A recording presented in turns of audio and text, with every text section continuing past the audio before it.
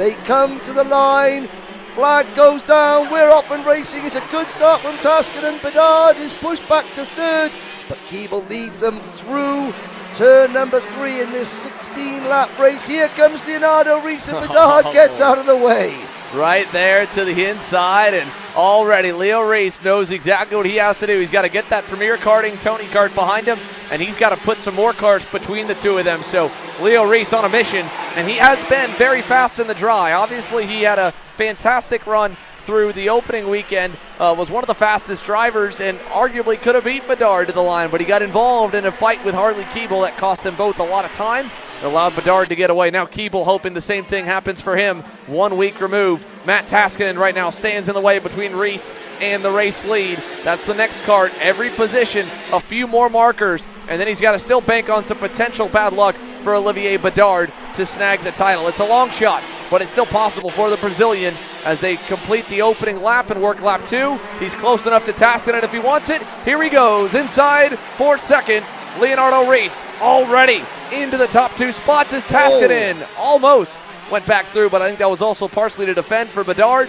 So now as they run, a much closer points fight, but Reis, he still needs to get out in front and win this thing here, Henry. Yes, he does. Taskinen had a little look going at turn number 9 there on Reis, but Bedard, he doesn't want to let Leo get too far in front, and there's the move. Bedard wants to just stay 1 kart behind Leonardo Reis to make sure that he is, got that little bit of a buffer, a bit of a comfort zone. Well, the good news for Olivier Bedard right now, from what I can tell on our provisional math, where he runs in third is a clinch. He needs to fall back to fourth and Reis to win for the title to go to Leo Reis. In third, he would win the title by a mere 2 points front. Here is the fight for fourth. This is the closest battle we've got on the racetrack.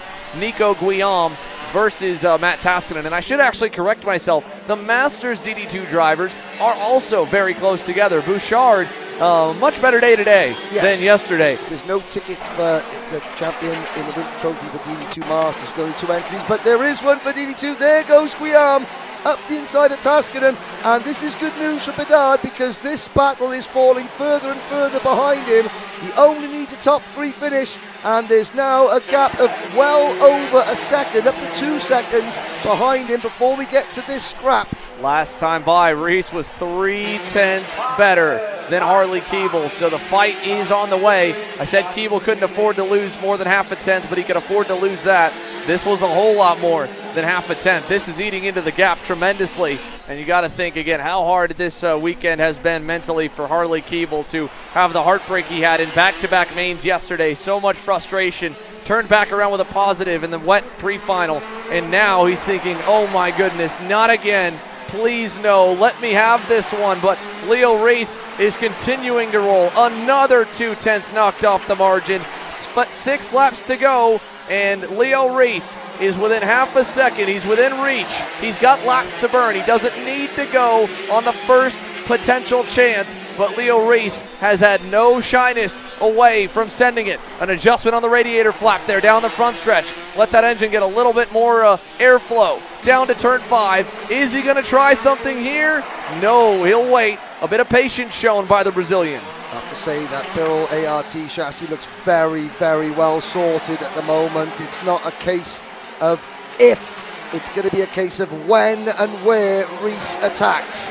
Down to turn 1, 2 to go, and Reis closes back up with a great run out of the final few turns. He's back to within 3 car lengths. This time through turn number 1 and 2, Reis's line was perfect. There was no repeat of the slight error we saw on the previous lap. Into turn number 6 now, the gap 3 kart lengths, 1.5 laps of the Orlando Kart Center left to go. Harley Keeble takes a look back. Reis is closer than he's been. He needs a good turn 1. Keeble a little narrow through 1. Decent exit, but turn 4, turn 5. This hairpin right here, we've seen Leo send it before. He thought about it, didn't go. Keeble covered off the inside lane.